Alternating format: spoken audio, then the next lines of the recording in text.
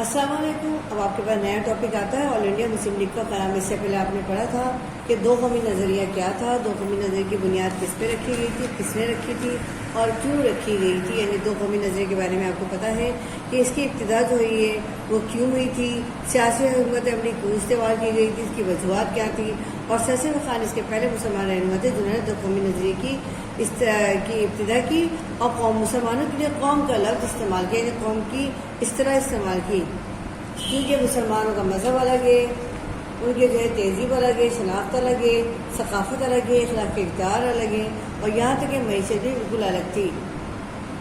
اب شروع ہوتا ہے آپ کے پاس نیا ٹاپک آل انڈیا مسلم لیگ کا قیام. یعنی جو ہے آل انڈیا مسلم لیگ کا قیام کس طرح شروع ہوا، یعنی کیسے قیام کیا گیا. دسمبر 1906 میں ڈھاکہ میں سالانہ محمد ایجوکیشن کانفرنس کے اختتام پر برصغیر کے مختلف حصوں سے آئے ہوئے مسلم زعما نے ایک اجلاس میں شرکت کی جو ڈھاکہ کے نواب سلیم اللہ خان نے خصوصی طور پر بلایا تھا. یعنی جب دسمبر 1906 میں مسلم لیگ کی بنیاد رکھی گئی اس وقت یہ اجلاس منعقد کیا گیا تھا.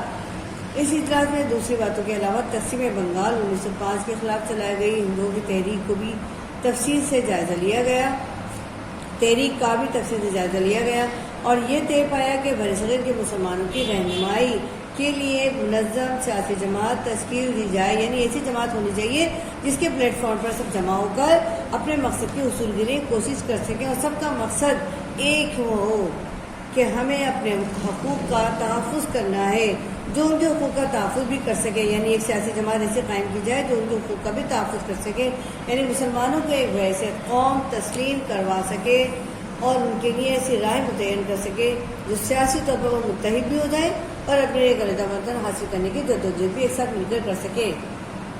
لہذا اس اجلاس کی صدارت نواب وقار ملک نے کی اور مولانا محمد جوہر، مولانا ظفر علی خان، حکیم اجمل خان اور دیگر علماء اور نمایاں رہنماؤں نے اس اجلاس میں شرکت کی.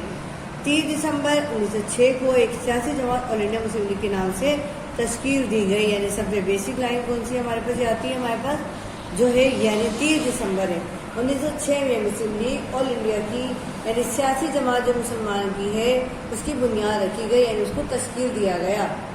علی گڑھ کو اس وقت کا صدر مقام بنایا گیا اور جلی سراغنسوں آل انڈیا مسلم لیگ کو آل انڈیا مسلم لیگ کا صدر بنایا گیا اور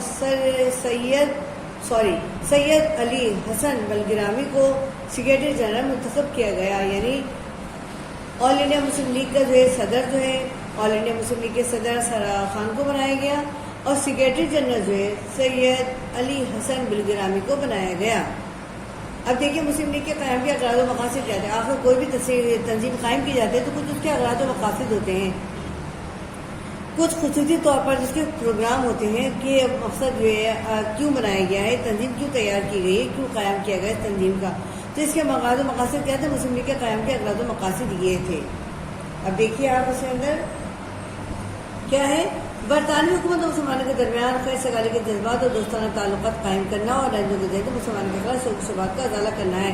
آپ نے یہ بات جان لی ہوگی کہ سر سید خان بھی یہ بات چاہتے تھے کہ مسلمانوں اور برطانوی حکومت کے درمیان دوستانہ تعلقات قائم کیے جائیں اور انگریزوں کے ذہن سے مسلمانوں کے خلاف جو شکوک و شبہات تھے وہ ان کا ازالہ کیا جائے.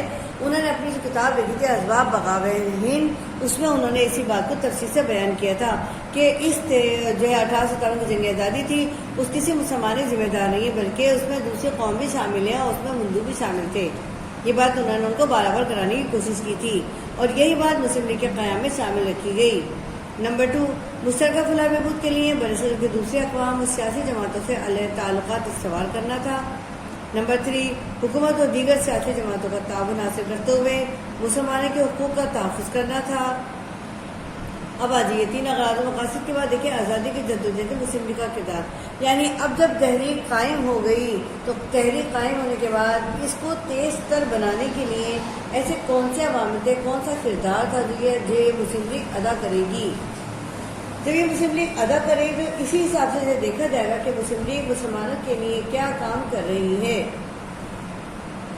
یعنی سب سے پہلے کیا آ رہا ہے 1906 مسلم لیگ کی تشکیل کے بعد سے ہی اسے جنوبی ایشیا کے مسلمانوں کے ایک پلیٹ فارم کی شکل اختیار کر لی. یعنی ایک ایسی پلیٹ فارم کی شکل اختیار کر لی جہاں تمام مسلمان ایک جگہ جمع ہو کر اپنی آزادی کے حقوق کے لیے جدوجہد کر سکیں. جہاں سے وہ اپنے حقوق اور انگریزوں سے حصول آزادی کے لیے جدوجہد کر سکتے تھے۔ مسلم لیگ کی یہ جدوجہد بے شمار مشکلات سے گزری۔ مسلم لیگ کے کردار کو مختصر ذیل کے مطابق بیان کیا جا رہا ہے، یعنی مختصر ذیل میں بیان کیا جا رہا ہے، یعنی کہا جاتا ہے کہ مسلم لیگ نے کی یہ جدوجہد بے شمار مشکلات سے گزری۔ یہ حقیقت ہے کہ ہر مشکل کے بعد آسانی آتی ہے، یعنی جب مشکلات سے نکلے گا انسان تبھی کندن بن جاتا ہے، اور یہ تحریک جب اس نے مشکلات سے گزری تو یہ مسلمانوں کے لیے ایک ایسی جو ہے تنظیم بن گئی، شناخت بن گئی، جس سے مسلمانوں نے اپنی آزادی کی حصول کے لیے جدوجہد شروع کر دی۔ نمبر 1 کیا ہے اس کے اندر؟ حقوق کا تحفظ، یعنی جو ہم دیر میں بیان کر رہے ہیں مسلم لیگ کا کردار، مسلم لیگ نے سب سے پہلا کردار کیا ادا کیا؟ اس میں حقوق کا تحفظ کیا مسلمانوں کے۔ نمبر 1 اس نمائندہ سیاسی جماعت کے طور پر قیام کے فوراً بعد مسلم لیگ کا فوری ہدف یہ تھا، یعنی فوری مقصد کیا تھا مسلم لیگ کا؟ بڑے مسلمانوں کے حقوق کے تحفظ کے مناسب اقدامات اٹھائیں اور حکومت کو ان کے مسائل اور مطالبات سے آگاہ کیا جائے۔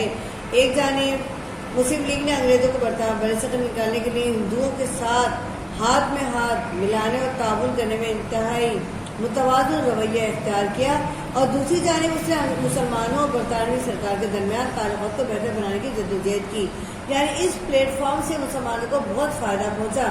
ایک طرف تو مسلمانوں نے اپنے مسائل مطالبات حکومت تک پہنچائے، ایک ذریعہ بنا حکومت تک پہنچانے کا، دوسری جانب انہوں نے سیاسی حکمت عملی سے کام لیا، یعنی اپنے تعلقات برطانوی حکومت کے ساتھ بھی بہتر کرنے کی کوشش کی اور ہندوؤں کے ساتھ بھی ہاتھ میں ہاتھ ملا دیا برصغیر سے، یعنی جو ہے انگریزوں کو نکالنے کے لیے، یعنی دونوں طرف اس نے کام انجام دینا شروع کر دیا۔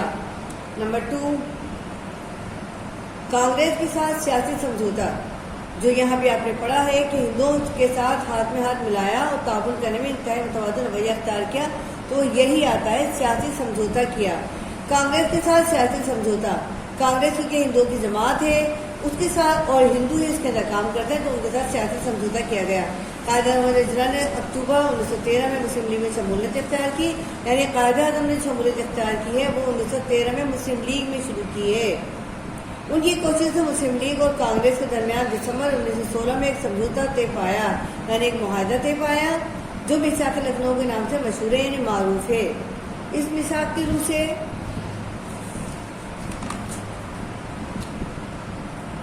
کانگریس نے مسلمانوں کی جداگانہ حیثیت کو تسلیم کر لیا اور ہندوستانی مسلمانوں کے لیے جداگانہ انتخاب کے مطالبے کو بھی تسلیم کر لیا، یعنی اب کانگریس بھی جو ہے سیاسی طور پر مسلمانوں کے ساتھ کام کر رہی ہے، اس لیے اس نے بھی مسلمانوں کی جداگانہ حیثیت کو تسلیم کر لیا، یعنی مسلمان بحیثیت قوم تسلیم کر لیا، اور اس نے جداگانہ انتخاب کے مطالبے کو بھی تسلیم کر لیا۔ مسلمانوں کی تعداد مرکزی مجلس قانون ساز یعنی سینٹرل لیجسلیٹو اسمبلی میں مسلم اراکین کی تعداد کتنی رکھی گئی؟ 1/3 طے پائی، یعنی یہ سیاسی سمجھوتے کی بنا پر ہوا تھا۔ نشستیں مسلم اکثریت کے دنوں میں کہ مسلم اکثریت کے دونوں صوبوں یعنی بنگال اور پنجاب کے قانون ساز اسمبلیوں میں مسلمانوں کی اکثریت مستحکم ہو گئی، یعنی مسلمان جو ہے اس کے اندر مستحکم ہو گئے۔ نمبر 5 متناسب نمائندگی یعنی مناسب نمائندگی، ان صوبوں میں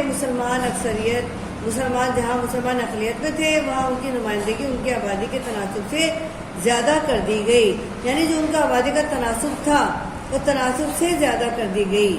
یہ ایک مسلم لیگ کا جو ہے سیاسی طور پر جو ہے اس کے کانگریس کے ساتھ سیاسی سمجھوتا تھا اپنے حقوق حاصل کرنے کے لیے، اور مسلم لیگ جو تنظیم کے تحت مسلمانوں کے ساتھ جمع ہوئے تھے، اس سے مسلمانوں کو بہت فائدہ پہنچا کہ انہوں نے اپنے مطالبات حکومت تک پہنچائے، اپنے مسائل حکومت تک پہنچائے اور اپنے لیے سیاسی پلیٹ فارم منتخب کیا اور اس نتیجے پر پہنچے۔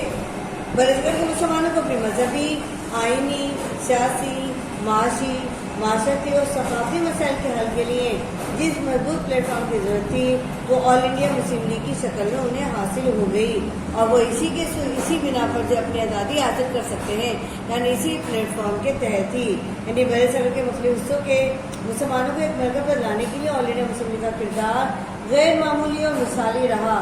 اس تنظیم نے مسلمانوں کو بلا کر ان کے منزل مقصود تک پہنچا دیا اور پاکستان کی شکل میں ایک شجر سایہ دار ہمیں اللہ تعالیٰ نے عطا کر دیا، جو کہ 27 رمضان المبارک کو ہمیں اس سے ہمکنار کیا گیا، یعنی اللہ تعالیٰ کی طرف سے ہمیں بطور تحفہ پاکستان عطا کیا گیا۔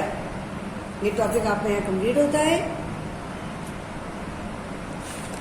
آل انڈیا مسلم لیگ کا قیام، یعنی آپ کا یہ ٹاپک یہاں کمپلیٹ ہوتا ہے۔ آل انڈیا مسلم لیگ کا قیام، اس کی جدوجہد، اس کے افراد و مقاصد اور اس کا کردار۔